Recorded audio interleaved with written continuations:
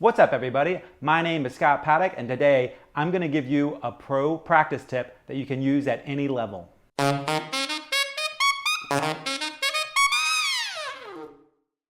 If you're new to my YouTube channel or you've been here a few times before, I'd really appreciate it if you'd subscribe to my channel, give me a thumbs up, and share it with your friends.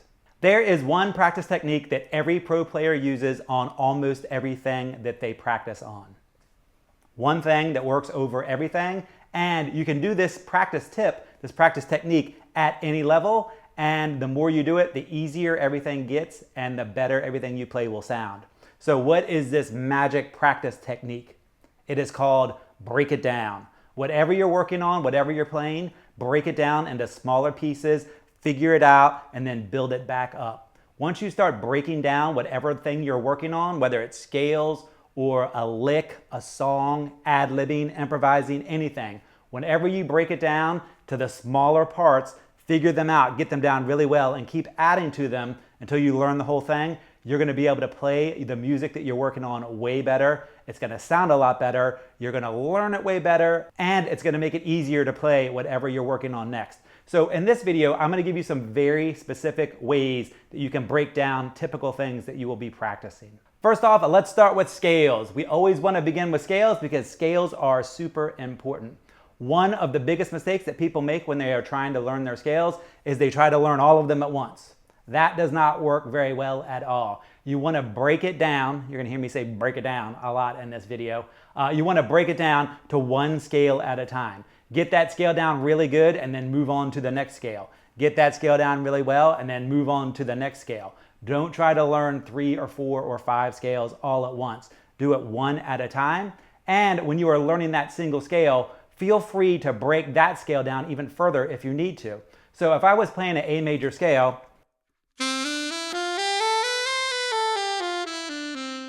and I was having problems with it, I would break that scale in half. So I'd play the first 4 notes, and then I'd play the next 4 notes. And I would practice that several times.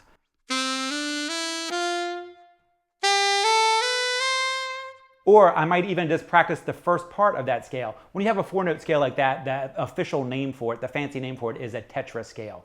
Tetra meaning 4. So this is how I would practice a tetra scale.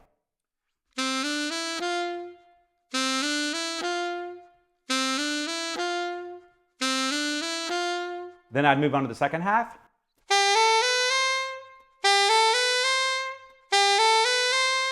Then I'd put the whole scale together. Then once it sounded good going up, I would also add in going down.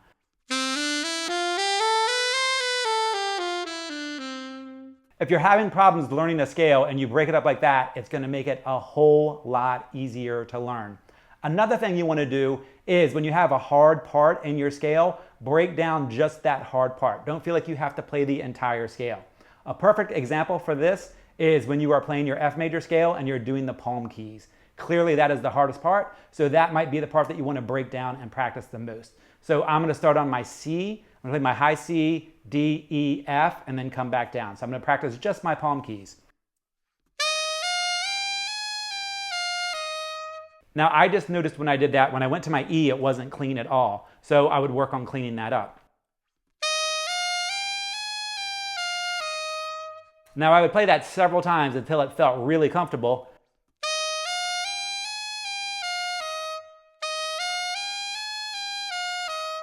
Once it felt really comfortable, then I would put it back in the scale.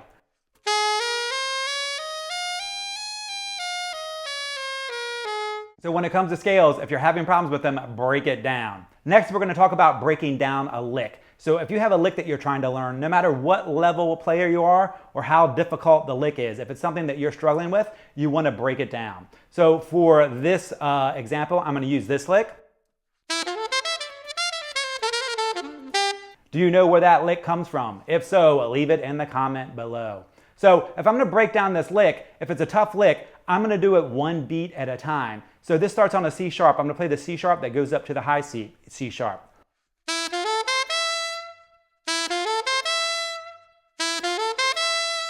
I'm gonna do that until it feels really good, then I'm gonna learn the next beat. So I'm gonna start on the C sharp and go to the next D. Now I'm always gonna go to the first note of the next phrase because I wanna connect them really easily. And if I just do that one beat, it's not gonna be connected. It's just gonna be a couple beats that happen to be next to each other. So I'm gonna try to connect those.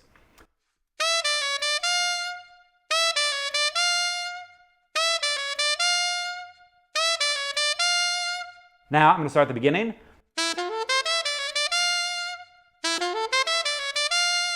Now I'm playing it at a pretty fast speed because I can already play it fairly well, but if I was breaking this down because I was having a hard time with it, I would slow it down.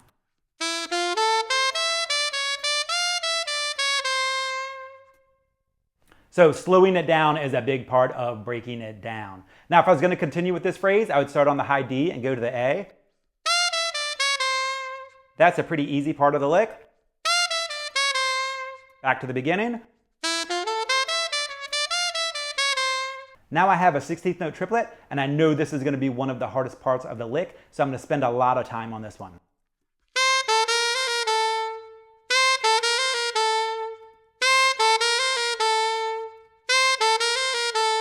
Once I feel comfortable, I'll speed it up.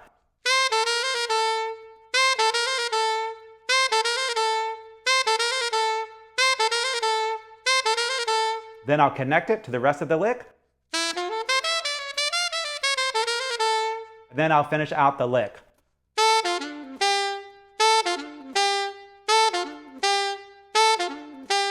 And then of course play the whole thing. Then I'll keep working on it until I get to a fast tempo where it still feels really comfortable. If you're checking out this tutorial, I'm guessing that you would like to become a lot better sax player. If that is the case, I'd like to invite you to check out the Scott Paddock Sac School. In the Sac School, I take all of the guesswork out of what to practice, how to practice it, and what to practice next. And we'll put a lot of structure in your practice routine. You'll be learning songs and scales and ad-libbing and improv and just having fun playing the saxophone.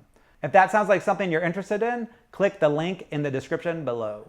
Another thing to break down is ad-libbing. Use a 2-measure or 4-measure phrase and try to come up with a whole bunch of different ways to play it. When you're doing this, you're not necessarily trying to come up with the most creative thing ever. You're just trying to come up with as many different ways to play it as possible. So I'm going to use the first 2 measures of Fly Me to the Moon.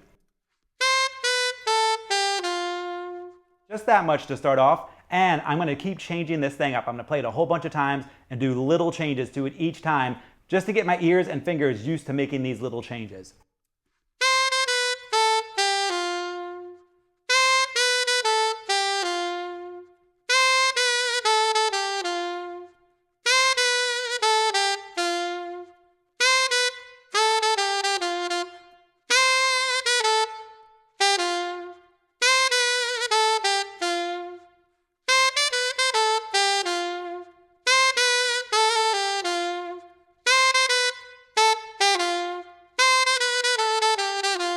Now I'm only using 2 measures to practice this ad lib, but it's going to be really, really effective in opening up my ears and getting my fingers used to playing some different patterns over this melody. So when you break down your ad libbing to 2 measures or 4 measures or even an 8-measure section and just keep coming up with different things to play, different ways to play it, it's going to help you become way more creative in your ad libbing.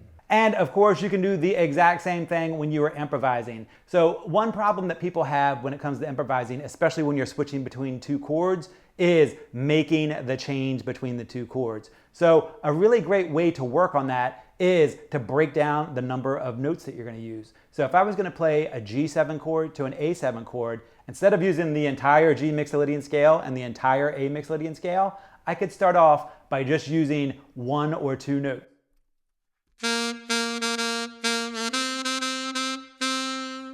That's going to help me hear the change between the 2. Then I could add a second note. Then once I was comfortable with 2 notes, I could add 3 notes. Once I get that down, I could make sure that I'm starting on different notes than just the 1. So I'd start on the 2 or the 3.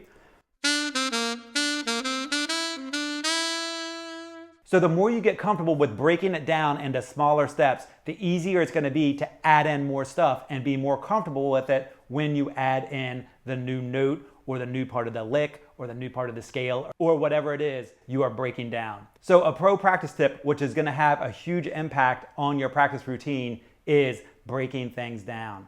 The more you break down your difficult phrases or scales or ad lib melodies or improv, the more you break those down, the better you'll understand it and the faster you'll be able to play it. Believe it or not, breaking things down into smaller sections actually helps you learn it a lot faster. And the good news is, the more you break things down, the less you will have to, because you'll get used to seeing how all of these things go together. And once you can see the patterns of how things go together, it's way easier to figure it out on the fly when you're sight reading or when you're seeing something for the first time. Thanks for taking the time to check out this tutorial. If you'd like to put a lot more structure into your practice sessions, check out the Scott Paddock Sac School.